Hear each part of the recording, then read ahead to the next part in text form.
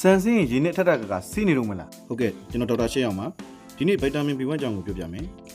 B1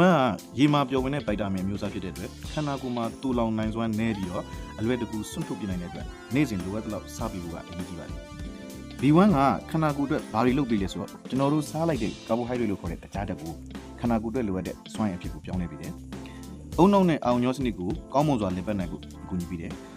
ခန္ဓာကိုယ်မှာရှိတဲ့ကြွက်သားတွေပုံမှန်လှုပ်ရှားနိုင်ဖို့အကူအညီပေးတယ်။အဲ့ထက်မှာနှလုံးကြွက်သားလည်းပါတယ်။ B1 ကျွေးရတဲ့အစားအစာတွေကတော့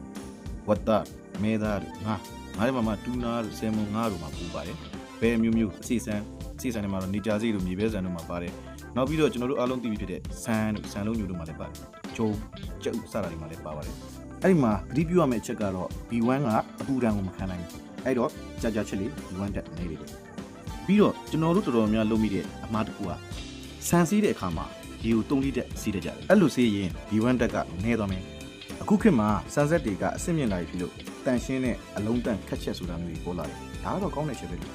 အဲ့တော့ကျွန်တော်တို့ဆန်စီးရင်ရေတစ်ထက်လောက်နဲ့ဖွက်ဖွက်လေးစီးရင်ကိုလုံလောက်တယ်နောက်ပြီးထမရေငှဲ့ပြီးချက်ရင် B1 တက်ကထမရေတွေကိုပါသွားတဲ့အတွက်ငှဲ့ချက်တာက B1 တက်ကိုပို့ပြီးဆုံးရှုံးတယ်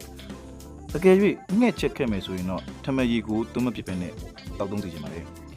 ထမင်းပေါင်းနဲ့ပဲဖြစ်ဖြစ်ရေကန်းချက်ရင်ပဲဖြစ်ဖြစ် B1 တက်ကိုအတိအဝရပါတယ်အဲဒါကြောင့်ကျွန်တော်တို့နေ့စဉ်စားသုံးတဲ့ထမင်းကိုဗိုက်တာမင် B1 တက်အတိအဝရအောင်ချက်ပြုတ်ပြီးစားသုံးကြဖို့အကြံပေးလိုက်ပါတယ်ဗျာ